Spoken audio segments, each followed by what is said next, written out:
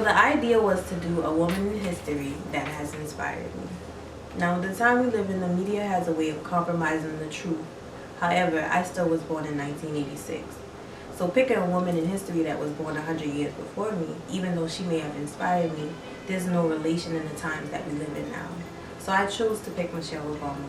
Michelle Obama is a woman to me that represents everything every black woman should want to be. She's a great mother, a great wife, and a great inspiration to so many black girls. I'm only 30, so of course I didn't get serious about recognizing the First Lady and President until I was old enough to vote myself.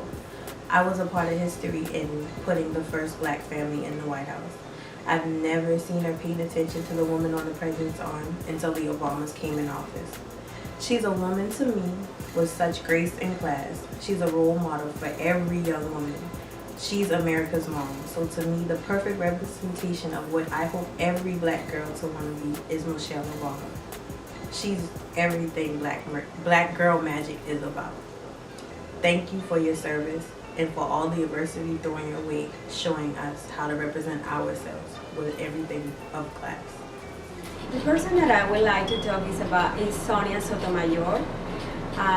She really inspired me. I learned about her in 2009 when President Obama nominated her to be part of the Supreme Court. And I have been reading about her life, and I just realized that she had a rough childhood. She was born in the Bronx from Puerto Rican parents. Neighborhood that was at the time, I don't know how it's at the present, never have been there, but was surrounded by crime, heroin, gangs. Her father was an alcoholic, and beyond that, and he died, and beyond that, she was able to focus and to stay faithful to her goals. She got an encyclopedia when she was young, and books inspired her. In 1972, she graduated from high school as a valedictorian and almost with a near perfect attendance. And then she applied to Princeton. Early 70s. Still is difficult going to Princeton anyway, but imagine that time was more difficult. And then she was able to get it thanks to her good grades, but also to the affirmative action program that gave her kind of like a break to be able to go there. And at that time, in the early 70s, there were just 20 Latinos in Princeton. And she was one of the fewer women there.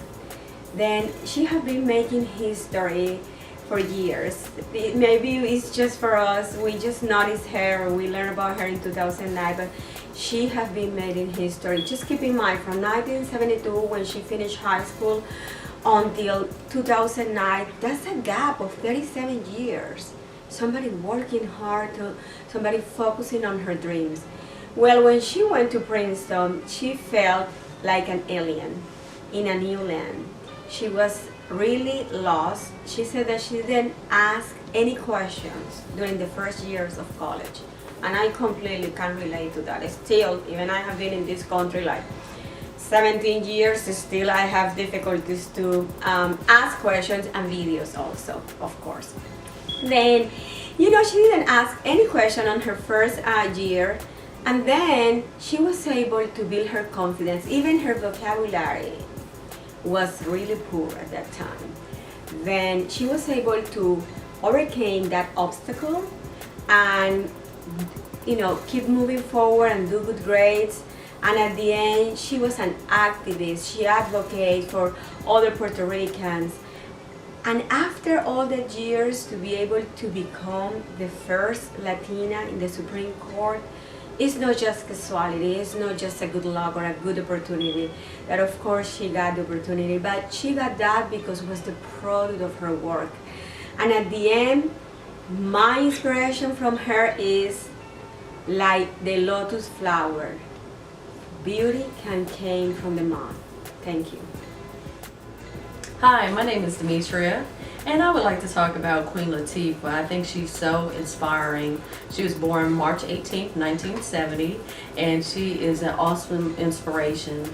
At the age of 5, she was molested, and she's gone through other trials and tribulations with her brother dying after she bought him a motorcycle and different things like that. And through life, she didn't let those adversities deter her from doing her dream. Her dream of becoming an actress, a rapper, a singer.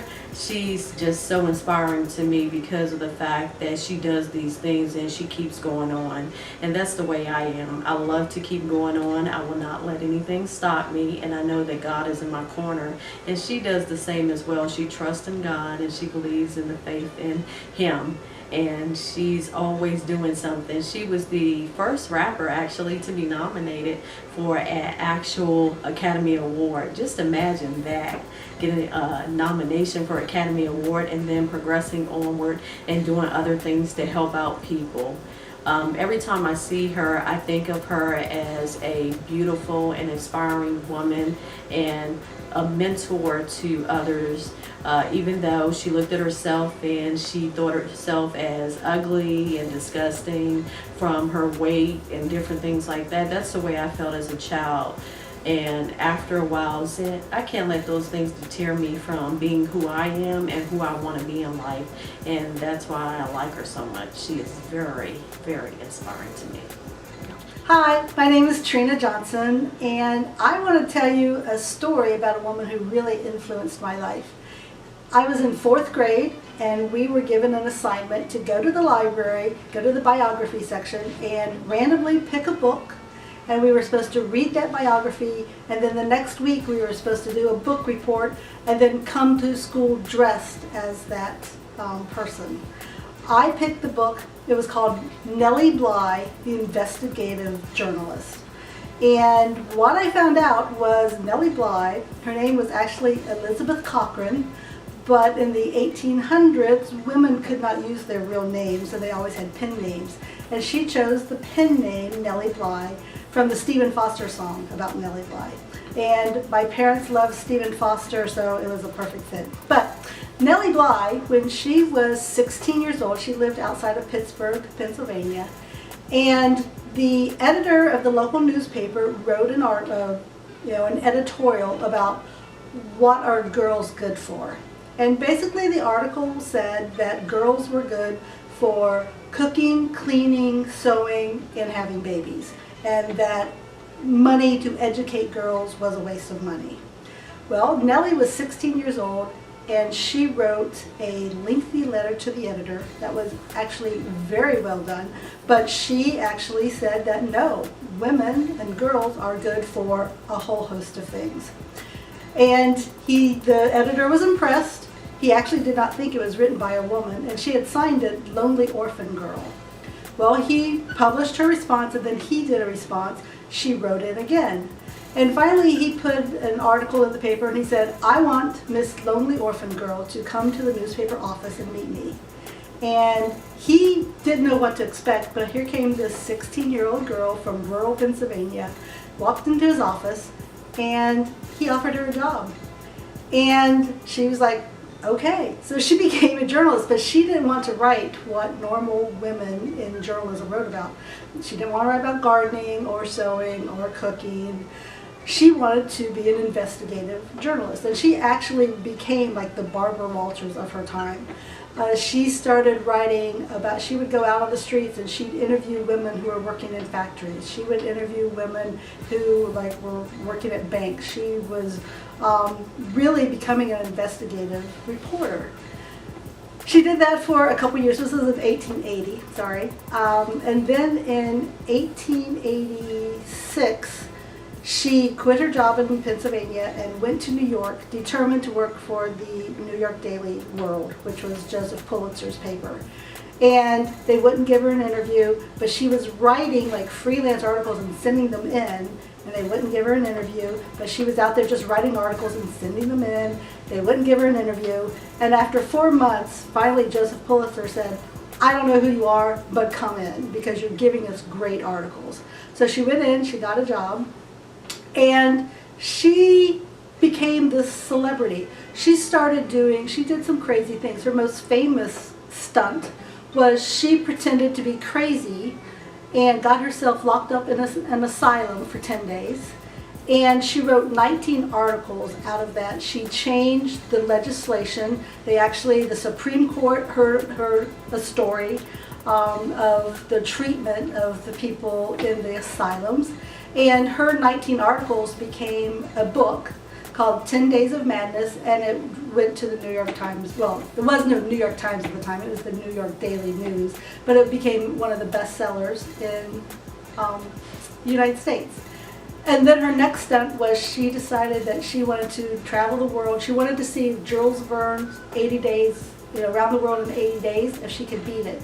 And she did. She went around the world in 72 days. And she wrote stories all 72 days. And again, she just was this celebrity. And after I read this story, of course, I went to school the next week dressed as a crazy person. That was a very fun day, and gave them my story. But it really inspired me to become a journalist. And so the next year in 5th grade, I started a newsletter for my 5th grade classes. I was the editor, of course. And then I didn't do much in middle school, but then in high school, worked on the newspaper, worked on the yearbook, anything I could do about writing I did.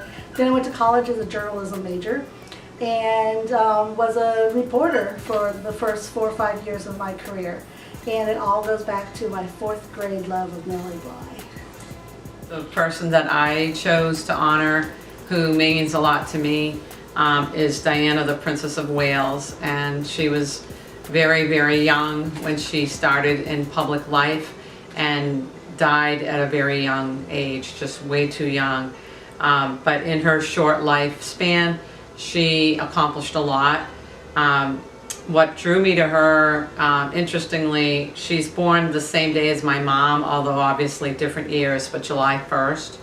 So if anybody believes in astrology, I don't know, I think there is something about Cancers being very compassionate people, very sensitive, warm, and the fact that she was a genuine person, she wasn't just a public figure, I think was a major thing about Princess Di, and so many people were so drawn to her because of that. She was very open and honest, and I think a lot of political people, like the British, the Queen and so forth, were threatened by that. They weren't used to having someone that genuine in public life. And in her short life, because she died at age 36, as we all know, in the car crash, she helped to foster a lot of change. She was one of the very first people that helped AIDS victims and brought that to light, and also had numerous charities that she was involved with, like cancer and mental health and music and the arts and so forth. She was just really pretty incredible person. And in fact, that last year of her life, that whole movement of the landmines issue, right after she died, within a few months, that ended up getting, that group that worked on that ended up getting the Nobel Peace Prize.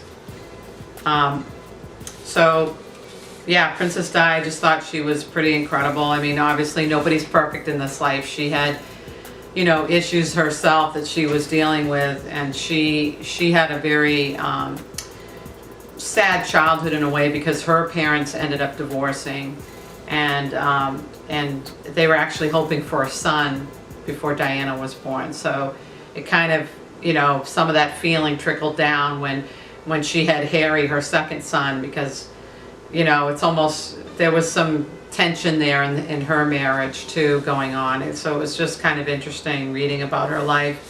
But, she was very persevering and just really fought for things. And I just think that that's a lot to admire in someone like that. And when you look at Prince William's wife now, Kate, obviously they dated a lot longer and they were older too. I mean, think about it. Princess Di was only 20 when she got married. Charles was 13 years older, so already there's quite an age difference. But, so I think, the younger people kind of learned, maybe don't repeat history, hopefully not. But it is sad that she died so young, and I guess in a way I think I'm kind of into the conspiracy theories to a degree. I kind of wonder about it, but we'll probably never know. But I just think she was very memorable. Obviously she had a lot of style, and like I said at the beginning, she was real. She was a genuine person, and the Queen and the others in the British, you know, they wanted her to be a certain way, and she broke out of that mold, and that's why she was called the People's Princess. And I think that everyone, I don't care what government you work for, I think we can all learn from being that way if you're going to be in public service, to really be a genuine person who cares about making real change happen. And she wasn't afraid to fight for things, and I try to be that way. I've done a lot of political campaigns myself and fighting for things, and I just think that's refreshing, and people shouldn't be intimidated by that. I think we should all tap into who we really are and express your God-given talents in this life, because you only have one life to live. And that's why I think she was so significant. A woman in history that has really inspired and empowered me is my business coach, Denise Joy Hart. When I say that her name really was made specifically for her, it really was. She has a heart full of joy. She's just such an amazing woman. And the thing that really inspires me the most is that she's also a single mom. And because of the things in the journey that she has been on, to see who she is now really inspires me. And on those days when I get up and I'm like, oh, I can't do this, I just want to quit, this is just not for me, I think about her, and I think about the journey that she had, almost committing suicide, having almost $80,000 in debt, and just looking at the woman that she is now, still a single mom, but she's worked with such amazing people. Steve Harvey, she's worked with Lisa Nichols, and she's just an amazing coach, and she really pushes us, and she really pushes me to just be the awesome and amazing woman that God created me to be. But I really am inspired by you, Denise Joy Hart, by your journey and the things that you've done, and the fact that you're a single mom. Thank you so much. My person is the Honorable Dr. Betty Shabazz. One of the things that really made me admire her was, number one, her strength. She had to carry on Malcolm X's legacy even after he was gone. And then when he was first assassinated, she found out she was pregnant with twins. So, you know, it was a lot. It had to have been a lot for her to deal with, you know. And I think it's very unfortunate that in any movie that you know see her depicted, she's depicted as this meek, mild character, which she was very much the opposite. Dr. Betty was a powerhouse as far as being an orator, and she was a professor. She was very well educated, and she was very educated even before she met Brother Malcolm. So, but one of the things I love about her is her strength, and also she didn't beg for attention. She didn't fight to be in the limelight or anything like that. She just had a quiet strength. And but whenever she was called on to do anything, she did it. And she did it well. I have admired her for a very long time because Betty is one of those wives of a slain civil rights leader, and they tend to, you know, fade into the background. So, and that's why I love Dr. Betty Shabazz. Hello, I am Adelaide Brown, and today I'm talking about a very special woman in history, and that woman is my grandmother, Addie Louise Hutto Beach. And I wanted to talk about her because she was such an influence in my life. I've heard stories about how, you know, she was such a sweet person, but one of the things that touched me the most is my grandmother was the mother of 9 children, and she had her first at 17 years old. So she dropped out of school in like her 9th grade year, and when my mother, who's her 8th child, was graduating from high school, my grandmother received her GED. So that really inspired me, and it just showed me the importance of education, but most of all, the importance of perseverance. And a lot of times we like to look for celebrities or famous people who've affected us, or people we read about or studied about. But I wanted to highlight her because she's from a small town in South Carolina, and many people can relate to that type of grandmother.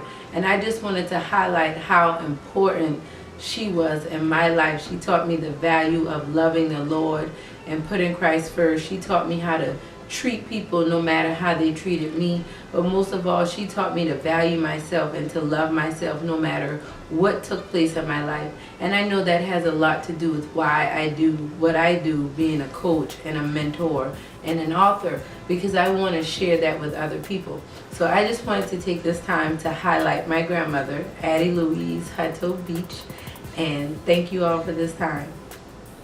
My woman that I would like to honor tonight will be Maya Angelou. Maya Angelou is my make-believe fairy godmother, you might as well say, because her poems, her books, her inspirations have really brought me to where I am today, and that is being a phenomenal woman. The Phenomenal Woman, that was a poem that was given to me at one of my lowest point in time in my life, where I was teased and bullied in school because of the private things that was happening at home that occurred around domestic violence, in which my mom eventually died because of her injuries due to my stepfather killing her. But one day I was such in a bad place in school, and people was just teasing me about what was going on in my house, and I was already super pimple thin, and my knees was just knocked and sticking out of my pants because I was just so skinny. My knees was just an awful thing with my knees. And then I had the mold thing, and everyone was like, oh, she got a big old bump on her face, and I looked like this and that. And I just kind of felt that I just wanted to believe everything that everybody was saying about me. I was ugly, I was just not fancy, and I was not cute, and I would never mount up to be like the pretty girls in school. But one day, one of my 7th grade teachers, the English teacher, she pulled me aside and she gave me this poem. And she told me to recite it every day. And as I did, I became phenomenal. And even now, I tell my girls you are a phenomenal woman. A phenomenal woman, yeah, that's me. Pretty women wonder where my secret lies. I am not cute, built, or suit in fashion model size. But when I start to tell them they think that I'm telling lies, I say, and it's the reach of my arms, the span of my hips, the strides of my step, the curl of my lips. I am a woman. Phenomenal woman. That's me. I walk in my room just as cool as you please. And to a man, the fellows stand or they fall down on their knees. They swarm around me like hives of a honeybee. I say, it's the fire in my eyes, and the flash of my teeth, the swing in my waist, the joy in my feet. I'm a woman, phenomenally. Men themselves have wondered what they see in me. They try so much, but they can't touch my inner mystery. When I try to show them, they say they still can't see.